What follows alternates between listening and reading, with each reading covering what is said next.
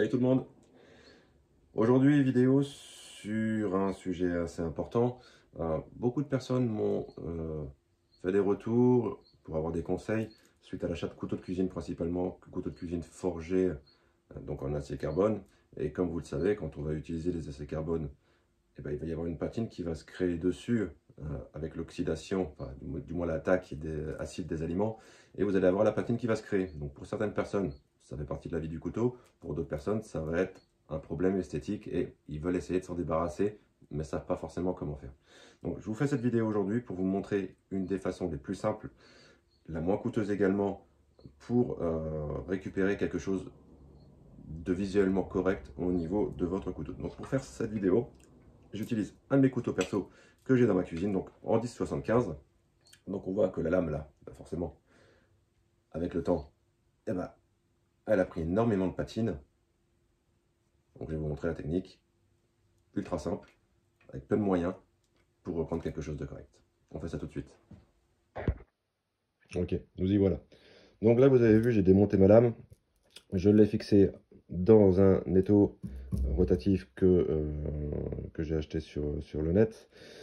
Donc, si vous n'avez pas cet outil-là, bien évidemment, à vous de vous adapter, à fixer la lame sur un plan solide. Voilà, essayez quand même de travailler sur un couteau qui est sécure. Il ne faut quand même pas oublier que vous allez travailler sur une lame qui est potentiellement dangereuse si vous avez encore l'affûtage dessus. Et j'espère que vous avez quand même l'affûtage sur vos couteaux de cuisine. Donc, on voit bien au niveau de l'émouture que c'est piqué, que c'est marqué au niveau de la patine. Donc, comment est-ce que je vais faire et de quoi j'ai besoin? Déjà, dans un premier temps, je vais avoir besoin d'une cale. Donc, moi, j'utilise des profilés de construction que j'achète dans un bricole-tout, hein, avec les bords arrondis surtout, ça c'est super important, parce que si jamais vous passez sur votre acier avec quelque chose, avec une rainure, une bavure d'acier sur votre plat, eh bien, vous allez marquer votre lame. Ça va faire plus de dégâts que de choses bénéfiques pour votre couteau.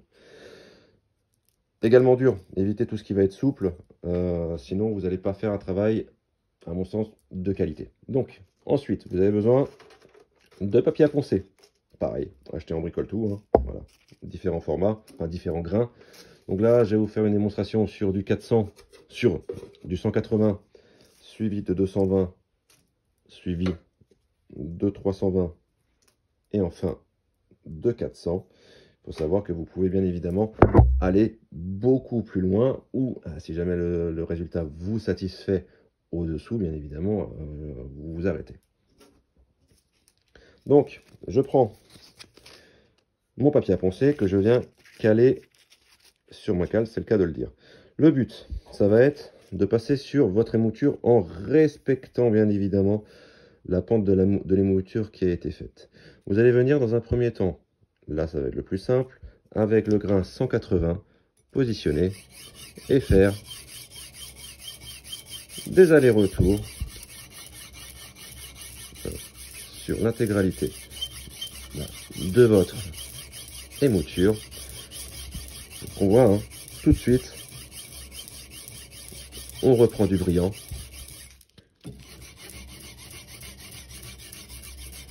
Voilà, vous insistez aux endroits où c'est nécessaire.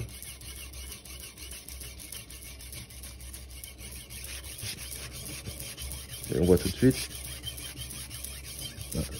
que la première patine, la première grosse couche qui était faite sur notre lame, c'est chose ancienne.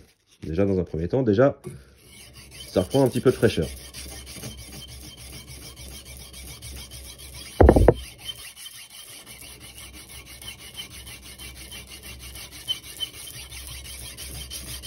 Voilà. Donc, on pourrait s'arrêter ici. Problème, 180, ça me fait des grosses rayures. Moi, visuellement, ça ne me plaît pas. Donc, je vais repousser, je vais continuer.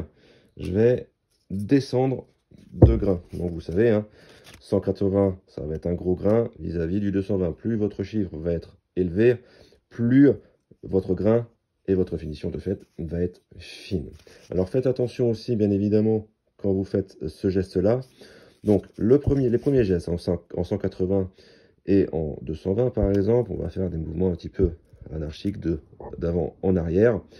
Faites attention au niveau de votre tranchant. Je le répète encore une fois, quand vous avez passé votre main, votre doigt n'est pas très loin du tranchant. Évitez de vous tailler le bout du doigt, c'est toujours embêtant, douloureux, et pour la fierté, c'est pas forcément génial. Voilà. Donc essayez de prendre une cale assez longue, c'est pour ça qu'il faut qu'elle soit dure et pas un morceau de bois, comme ça au moins vous n'avez pas de flexibilité, et au moins comme ça vos doigts, ils sont à une bonne distance, et c'est quand même assez safe.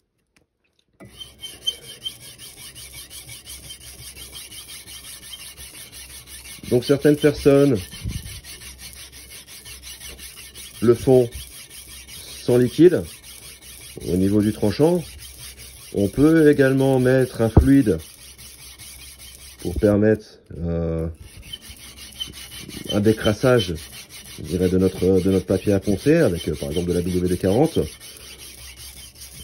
Ça marche aussi, hein. Ça marche aussi.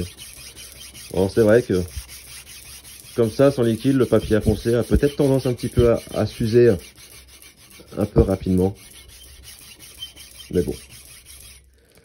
N'hésitez pas à retourner le papier hein, quand il y a une face qu'on voit qui est quand même assez abîmée. N'hésitez pas à passer une passe qui est propre.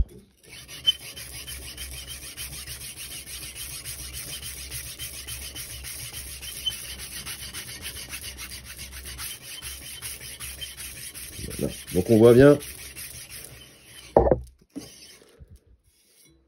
le brillant qui est en train de revenir et pourtant je suis que au grain 220.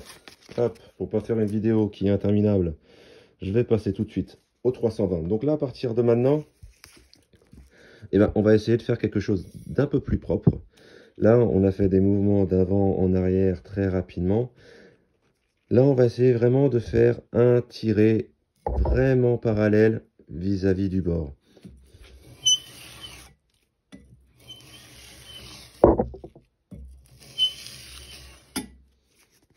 L'idée étant d'avoir vraiment toutes vos rayures dans le même sens. Je vais reculer un petit peu la caméra parce que c'est pas facile au niveau de la place.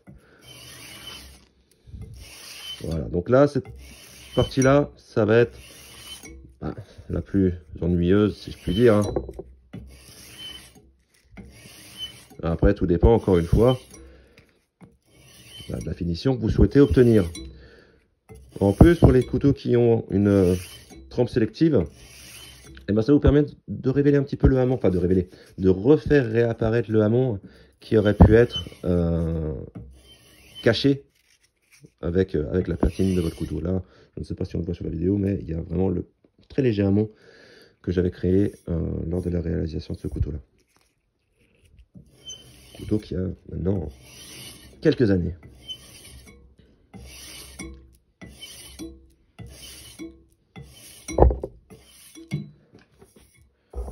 Voilà, on va passer un petit coup au 400.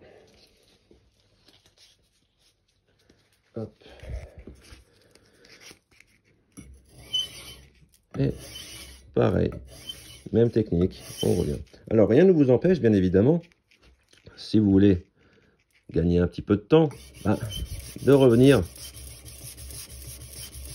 encore une fois faire des mouvements d'avant en arrière avec votre grain 400.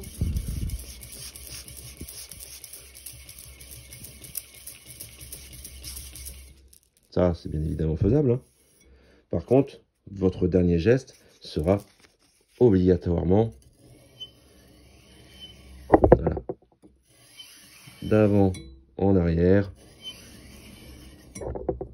ou d'arrière en avant, hein, tout dépend comment vous regardez la vidéo. Moi, je pars de la base jusqu'à ma pointe.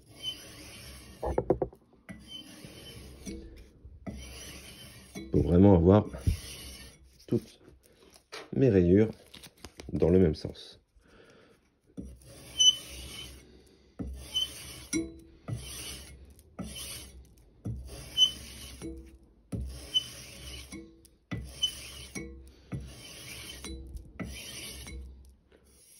Voilà.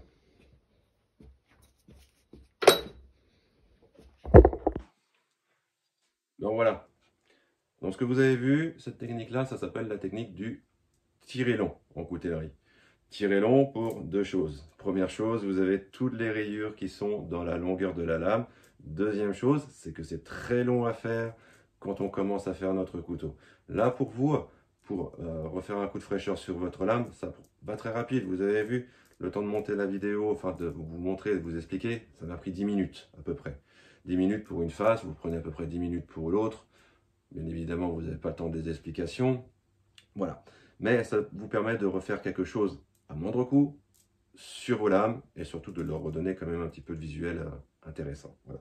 Donc là, on revoit, c'est ma lame de tout à l'heure que je vous ai montré. On voit, là c'est la face que je n'ai pas fait, donc qui est encore avec sa patine initiale. Voilà, donc on voit qu'il est un petit peu taché, voilà, elle a évolué en même temps, ça fait quelques années, et j'ai jamais refait les moutures.